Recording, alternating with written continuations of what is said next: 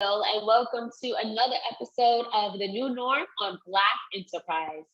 Today, I have the distinguished pleasure of speaking with Dia Sims, a corporate executive who spent more than 15 years running music mogul Sean Pete Diddy Combs' businesses and crafting Ciroc Vodka.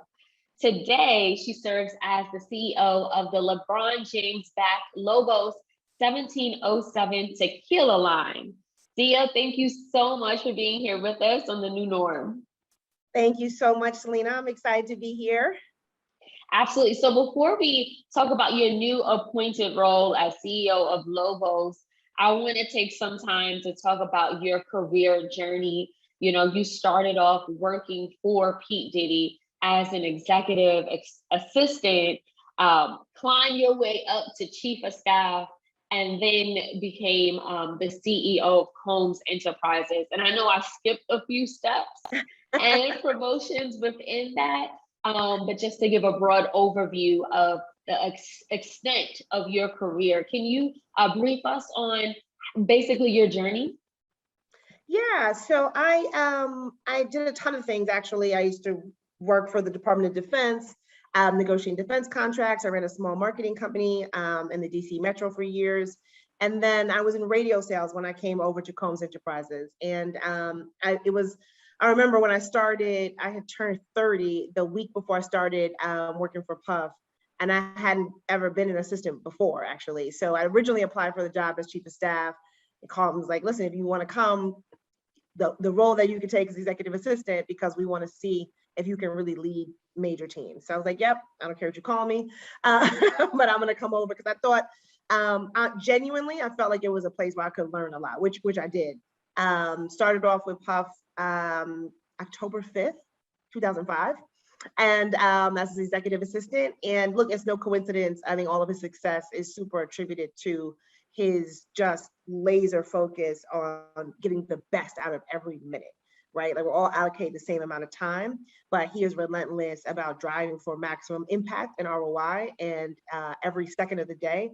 And it's just like the best training ground, not just for work, but I think for life, in terms of valuing the precious gift that we have of time. So I think going from executive assistant, to your point, 100 other roles within 14 years, and then eventually becoming the first president of Combs Enterprises besides Puff himself, was an amazing journey. And frankly, like, look, Puff would have been, he's Puff before he met me. And, the same thing around that team. The reason why I think we were able to have the kind of successes that we did, like Ciroc Vodka going from, zero to being a $2 billion retail value brand, was not just because of me, not just because of Puff, but it was like there was an amazing team around us. Like, we had incredible people. And again, whether it's at work or in life, the people you surround yourself with are just the difference maker. Dia, I don't want to gloss over the fact that Ciroc, as you just mentioned, what is a $2 billion brand. What does it take to build a company that you started off in its infancy to become this mega, brand, $1 billion brand? How did you do that? It's funny because at the time, at least for the first, I would say the first full 3 years, we were working so intently, right? And what we were more focused on was building a brand that stood for what we felt kind of the way the future of Black America and young people and culture, young people 21 plus, and culture should be treated, right? So we were very intentional around, this is not some temporary thing. Like, we're committed to the community, we're committed to culture, and we're making money, everybody's making money, right? We want to pay people their fair rates. We want to show people in our creative living that global and glamorous life. We want to show them with joy, right? Which was something that at that time was very missing for any minority. We want to show women, being respected and celebrating, having a great time. And I think part of the reason why the brand was so successful was just building a requited and respectful relationship with the customer that in spirits prior to that really hadn't existed. People did their Black History Month program, their Mexican salute, but there was no actual continual focus that understood the heartbeat of where culture starts and how to make sure that your brand is there, but not in a way that's taken advantage, a way that everybody benefits. The other thing that was unique at the time was we weren't doing all the old school tactics. Our lack of experience in the spirits industry ended up in many ways being a benefit. So we knew we could access, we were one of the first brands at the end of the day to like access all the strength of DJs around the country, as an example, right? A lot of formal luxury brands weren't really doing that. We were like, no, they physically have the mic in accounts that sell spirits. Like we want to really embrace them. We want to pay them. We want to support them. That was coming out of our music background, right? But I think it really infused, like a melodious impact to our bottom line, and hopefully also was having an impact to the people that we were working with, the accounts, the amazing DJs that we were able to work with. Shout out to DJ Khaled and at SNS and a lot of the great guys that helped us along the way. Yeah, I mean, to your point, Ciroc is embedded in the culture. We always see Ciroc at the events that we go to. Ciroc Boys, we always hear about them. I know French was repping Ciroc Boys very early on, and unforgettable. I remember I went to an event. I think it was like a Hennessy sponsored event. He was like, "I'm not posing with Hennessy. I'm a Ciroc boy," and like it was just so much pride because it felt like more than a vodka. It felt like it was. It is. Oh, it was a lifestyle. It's meant to be ours, and I think it was a beautiful thing. Honestly, beyond the actual vodka, of which we were proud also to have it. Fine French, well-made, ultra premium product, right? It wasn't some afterthought. It wasn't anything that was done halfway. I think the other thing is we were just super proud to be this small group of young people, of minorities, going toe-to-toe with the biggest and the best and the incredibly well-funded around the world, and showing up and beating them on many of occasions, or at least showing up, shoulder to shoulder. And for me personally, particularly on this platform, as you think about what the new normal means, it's so critically important that we show in real life the economic case for diversity. And everybody says that they understand it and they know and they've read the studies, but the behavior does not map to that understanding, right? So we have all these great intentions and cool conversations, but when you look at the execution of it economically, the actual paradigm falls impotent, right? So one thing that we were really proud of is like, no, we understand culture, we respect the need for diversity. We get that diversity actually makes business better. We know very much that we are good for business, and we have proven it time and time again. And that, I think, is one of the most inspiring things that came out of my time with Puffman at Combs Enterprises. I can only imagine the business lessons, the life lessons, the things that you learned from P. Diddy, who was a business titan, music mogul. Can you share some of those lessons that you learned working for one of the hardest working people in showbiz? Yeah, I think two major things stick out. One is, I don't think he gets enough credit for this. He has an enormous eye, not just for what's next, but also for the capability of the talent around him. And I think he's known for spotting great musical talent early, but he has that same skill, honestly, in picking the right fragrance, the right spirit, and on the business side. So I know I learned, I'm probably somewhat, I'm pretty cocksure. I know I'm smart. I know what I can bring to the table. But even when I thought I could do, like I would come and say like, oh, I did a great thing. I negotiated. I negotiated a deal. We got the best terms. We own Mars now. And he'd be like, Mars? You could get the whole Milky Way. But the thing is, he saw in you that like you could get the whole Milky Way, right? And I think when you are, a lot of times we play to the level of talent we're around, right? And if you want to be, you think about if you want to be, if you want to be a Michael Jordan, it's great to have a Scottie Pippen, right? So you need that energy. Maybe sorry, you might be too young, but there's. No, I get the reference. But I think at the end of the day is, iron sharpens iron, right? And he was even better than that. He wasn't just sharpening. He was saying like, no. I know you can do incredible things. And you're coming to me telling me the great things you've done. Great is the price of admission. What can you do that is mind-blowing and miraculous? And it helps you to reset even what you're capable of. So that was one of the biggest learnings for me. And the second thing is, I started off my career out of college, as I said, negotiating Department of Defense contracts. So I was sent to what's called the Defense Acquisition University to be trained in negotiations for multiple years. That's the kind of training I think everybody should have. It's benefited me. I'm now 46. Over 20 years later, it benefits me every single day. On top of that foundation, working for Puff, who's a master negotiator, he really embedded it, not just in me, with everyone, that we are so valuable, right? Like women and minorities essentially have been on sale for the history of this country, right? So he has always been like, it doesn't matter what has previously happened. We need to be audacious about what we're worth. And again, I think it was like a sharpening. I had the tools to start with, but it was just like the sharpening of like, no. We need to ensure that we're very clear about our value.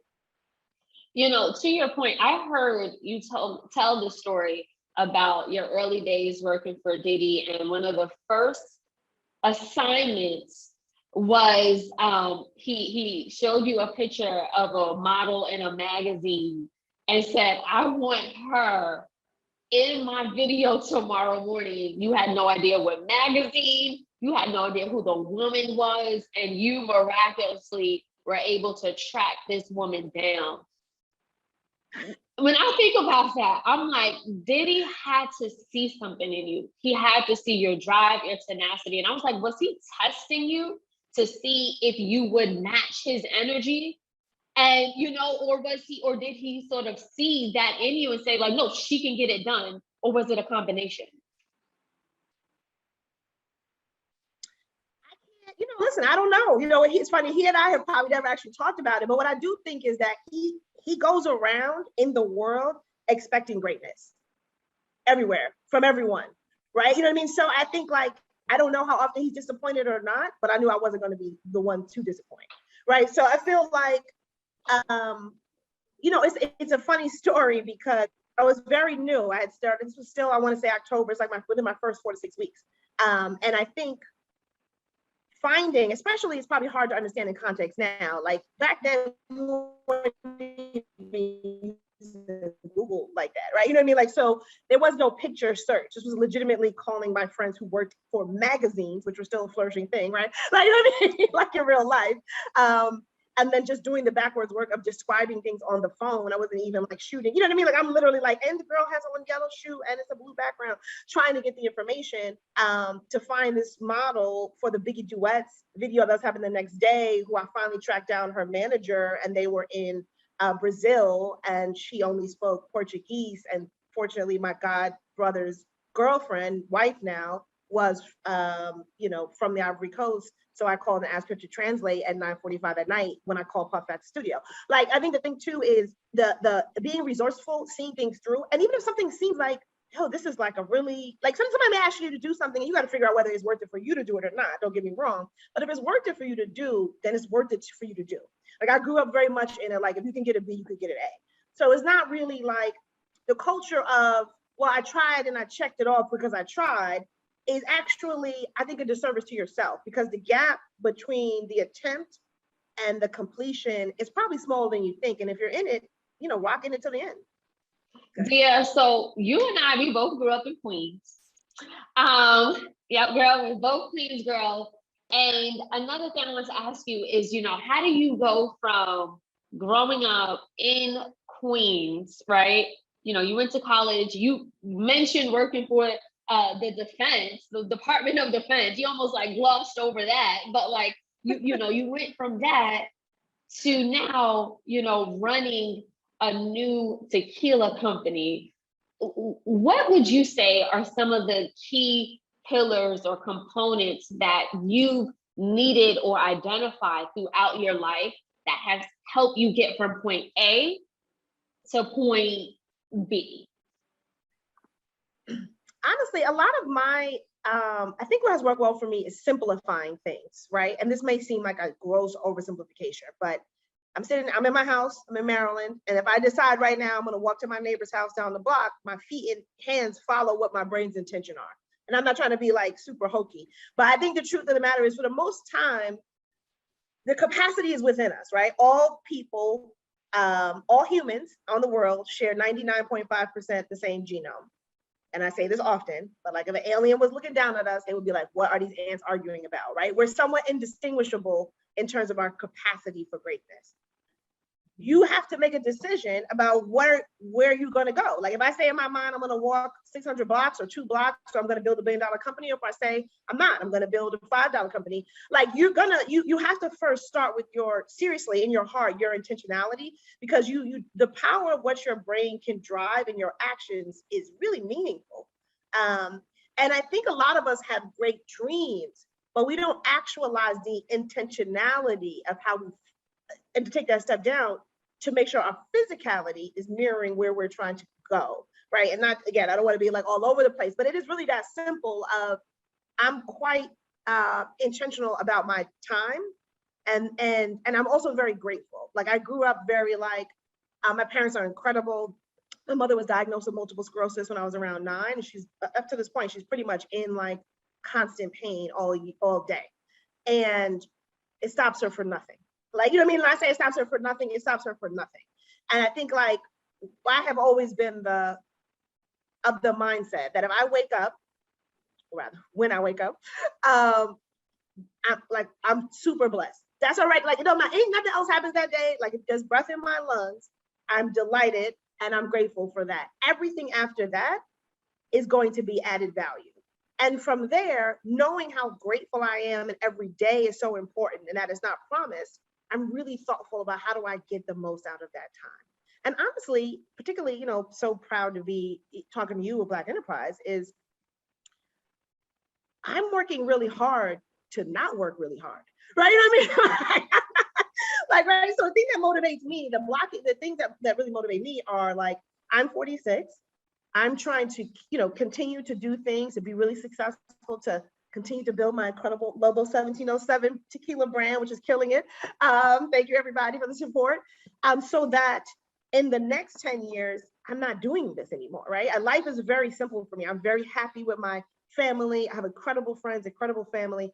No matter how hard I work, no matter how many billion-dollar brands I've built, I'm just doing it so I can spend time with love and life and laughing, right? That's actually what it really comes down to.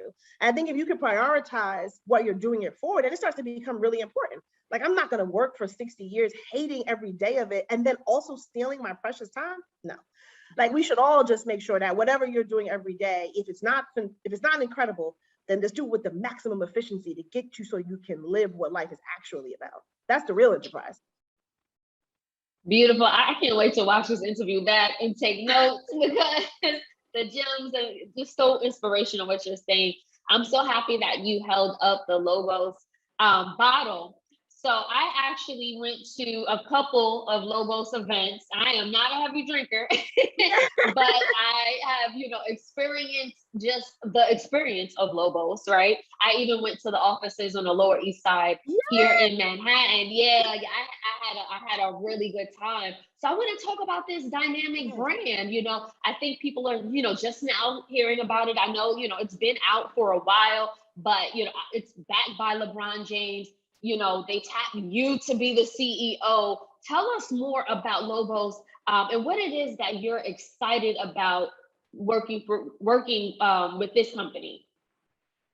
So after Ciroc, I received so many exciting ideas in the spirits industry, right? And I was reticent to do anything else that I didn't love. And the thing that made me fall in love with this brand was the story behind it, right? We've all been in a conference room where you kind of come up with a brand. We're gonna make it orange. We're gonna tie in this beautiful story, but you're kind of making it up, right? The marketing. This brand has none of that. It's 100% authentic in its story and execution. And when I got to spend time with the founder, Diego Osorio, and he talked to me about his family who has been in spirits for over 400 years, from Spain, where a lot of times in America, what's old to us is like, oh, it's 50 years old. Like, no, for centuries, legitimately. And that he grew up where this big bodega where you have these sherry casks that were just a part of his life. They were selling these casks to premium brands like Macallan.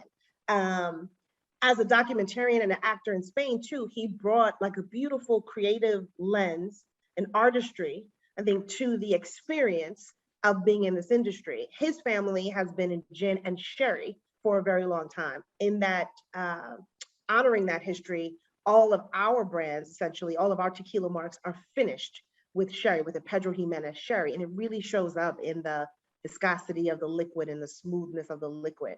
Everything about the bottle, I'm going to show you. You know, he will probably hate me saying it, but he always says like he's allergic to gimmicks, right? So everything on here is intentional. Even the fact that it has this humanesque shape is honoring like his great grandfather who would go from Spain to Mexico. His family coat of arms were wolves, which is why we call it Lobos, which is Spanish for wolves. And you see his actual family coat of arms here, right? And then even on the back, this is an agave compass, which represents the best of the old and new world, both Spain and Mexico. The thing that I think we really also started getting up to the races is there's this Kipling quote, Rudyard Kipling quote that says, "For the strength of the pack is the wolf, and the strength of the wolf is the pack." And when you think about what LeBron James represents, let's take him off the court.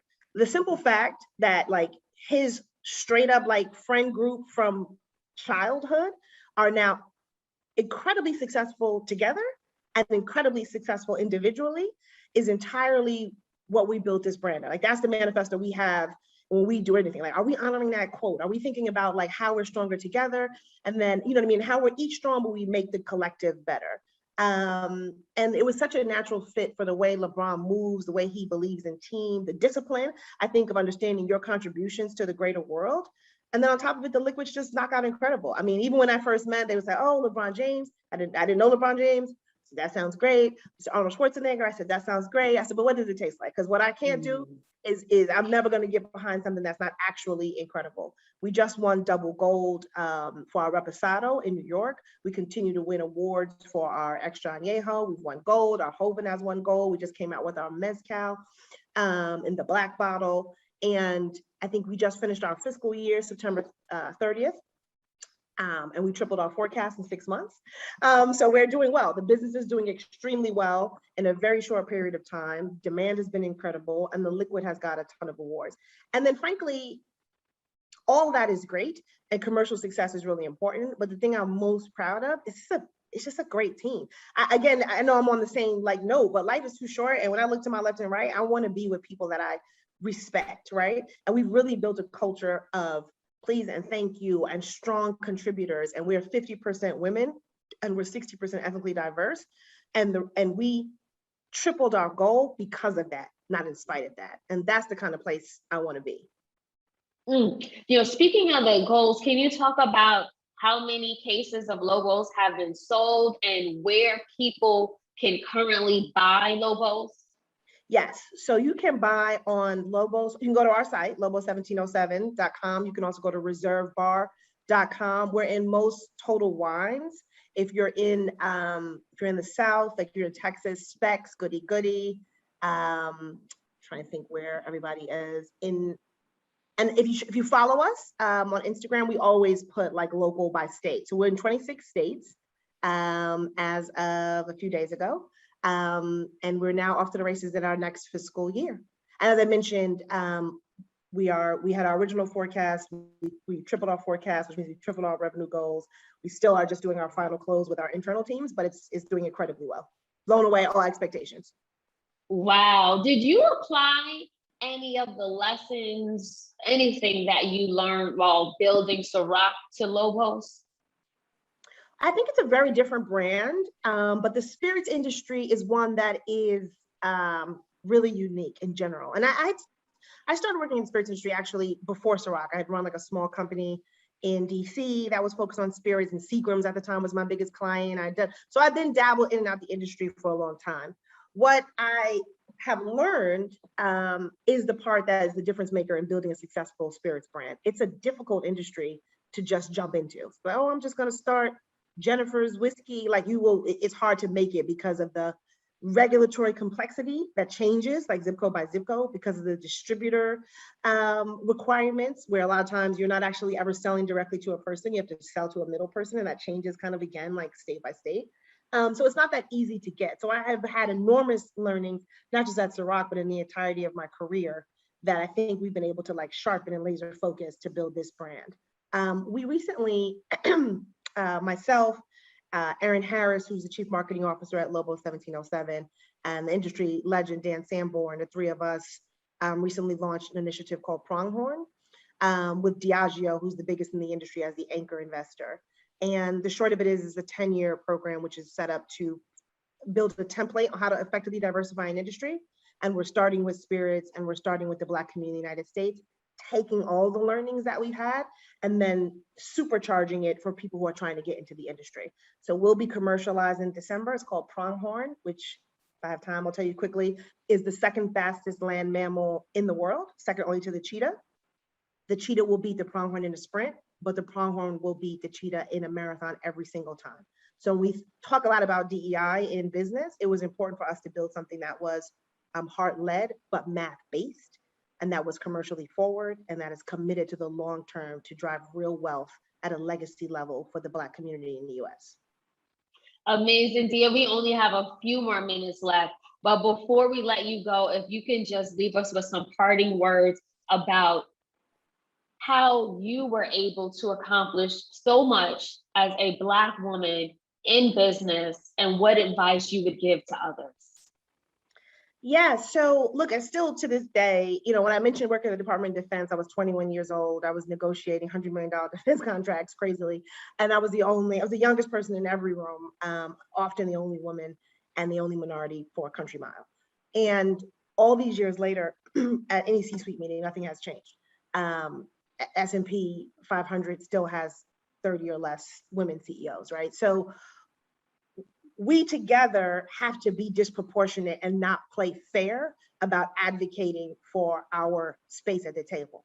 At Lobos 1707, we always say if there isn't enough room at the table, we build a bigger table, right? Like we don't have to always replace one another. It's an abundant business, it's abundant opportunity. And I think for me, the biggest thing that I can do is hire more diverse people, right? There's no other way we're going to be able to change this if we're not personally accountable, frankly, on either side, to make sure that we're applying to Black-owned businesses, that we're supporting with our awareness levels and with our wallets, minority-owned businesses. And if you're in a position of leadership, that you're investing in other minority and women-owned businesses and you're hiring. That's the simplest way to even out a room. And if you have a chance, I mean, for me, if I'm at a room with any woman, I could have never met her. I'm second in everything she said. I'm like, what? Yeah, Lucy. That's a word, Lucy. Like you have to just actually not play fair because we will never be able to catch up for centuries of backlog, just like following the regular system. Like if you're not go on today, pick any female author on Amazon, give her 5 stars. I don't care if you buy or read the book. Like we have to start doing things to accelerate. And sometimes those are small things, whether it's seconding in a meeting, and sometimes it's making sure when you look at your house, are 40% of your brands, your milk, the rug you bought, your spirits bar, is it by a women or minority owned brand? It only makes sense, particularly for women. Women aren't even a minority. It makes no sense when you're 50% of the population to not actually be showing up in 50% of ownership of brands, 50% of leadership. So that should be the easiest thing to change, but it will require all of our joint intentions marching the same way. Absolutely. Dia, again, thank you so much for your time today. The work that you are doing, you have blazed so many trails and you are lifting and bringing the culture with you. So we really appreciate your time today and the work that you do. Thank you so much. And thank you to Black Enterprises for, leading this charge for so many years. Absolutely. Take care.